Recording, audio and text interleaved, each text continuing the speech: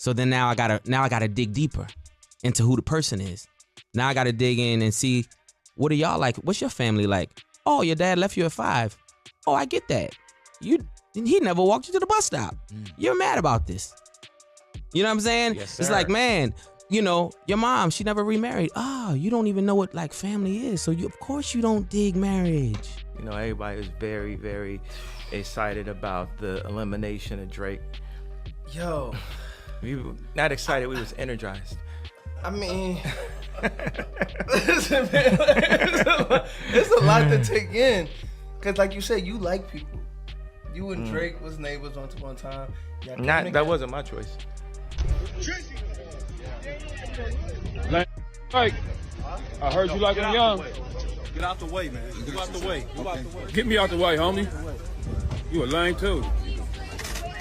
Hey Drake, you on the phone with an A minor. Let's do. So it looks like the whole rap game has turned their back on Drake. And guess who's out here saying I told you also? None other than Pusha T, who's been trying to warn us about Drake for years now. And get this, word on the street is that Pusha and Kanye have finally squashed their beef, and they are back in the lab cooking up some new heat. And guess what? They reportedly have a Drake diss track in the works. Talk about pouring gasoline on the fire. Meanwhile, more rappers are hopping on the anti-Drake wave after Kendrick Lamar straight up humiliated him with that "Not Like Us" video. Everybody's clowning Drake for even thinking he could go toe-to-toe with Cut and disrespect the West Coast. Honestly, if I was Drake, I wouldn't set foot on the West Coast anymore, or even step outside for a while, because the backlash is crazy right now. So what did Pusha T have to say about Drake getting destroyed by Kendrick and basically banned from the West Coast? And are Pusha and Kanye really about to go in on Drake with another disc? Let's break it down. That's what I get. I get clown feelings from that. I look at him. There's somebody, you know, I get the picture of the actual photo that I used Of the blackface. of the blackface. Right. And I'm like, okay, it makes sense. Ever since Kendrick dropped Not Like Us, California has been straight up dancing on Drake's grave. And they are not done gloating about his downfall, yet this track got all the haters of the 69 God united like never before in hip-hop history. But on the flip side, it also brought a special bond back to California, and the whole West Coast. Part of this is because it took down the biggest rap artist in the game in a legendary rap battle. But also, it's because for a minute now Drake has been saying some things that have rubbed the West Coast the wrong way and disrespecting legends like Tupac now, while Kendrick and Drake's beef has been simmering for more than a decade. The animosity the West Coast has for Drizzy is pretty fresh.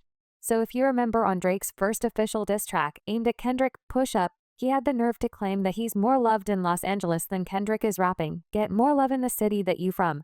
And while Kendrick didn't clap back at this specific line in any of his tracks, you could tell it got under his skin. Instead of just talking about it, Kendrick let his actions speak louder than words. He put on one of the most epic rap shows in recent memory, showing the whole world the West Coast has and always will be Team Kendrick. I ain't gonna lie to you, watching that concert, it was like the first time like I seen rap like transition, like it kind of like say like this, he's the new king.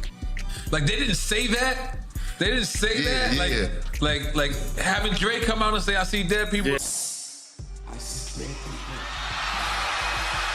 Yeah. You have the biggest of the biggest West Coast guy come out, and he's not dissing, Drake, but you know him just co-signing that, and then that record you just wanna do a gang dance. Yeah, and that's been stuck in my head all the whole time. You woke up. They not like us.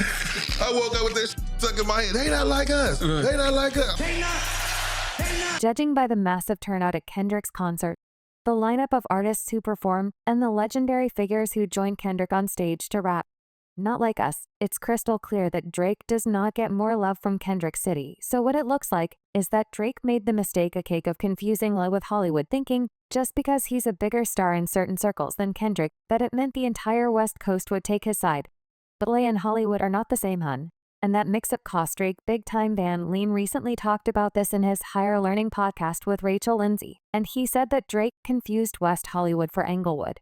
Love for Watts.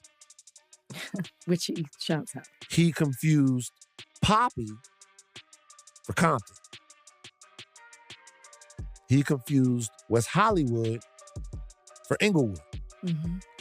The people that I seen The people that I observed bopping to Not Like Us, they was two-stepping to that bitch. Yeah, they were. They were crip walking to that bitch. They were. That was some LA shit. The record is produced by DJ Mustard, a former Drake collaborator.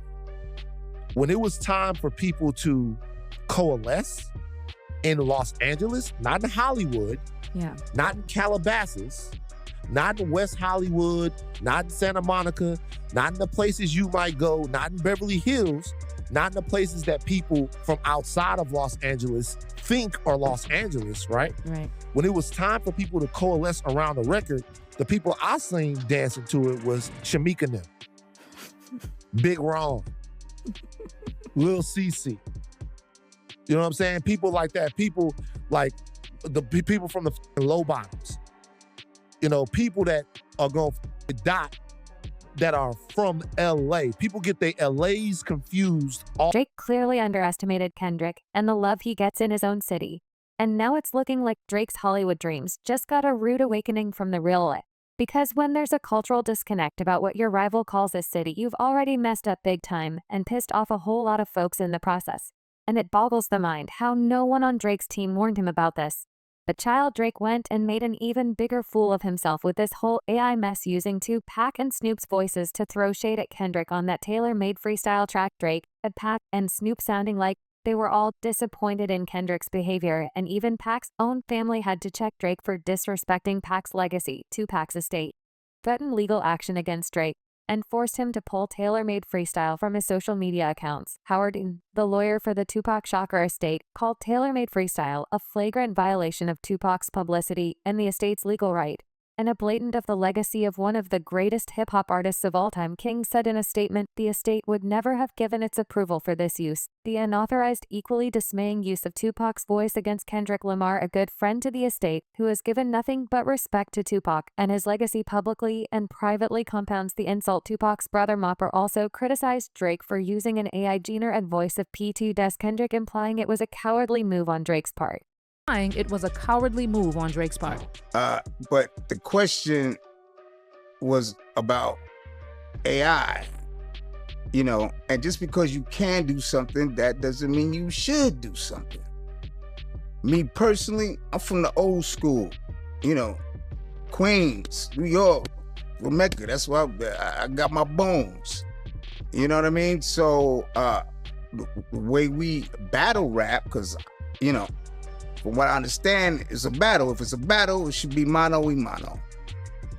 At my humble opinion, it should be mano y mano, skill against skill, flow against flow. You know, when you put AI into the game, you make sure. Now fast forward to Not Like Us. And Kendrick really went in on Drake about even thinking the Bay would let him disrespect back PCK.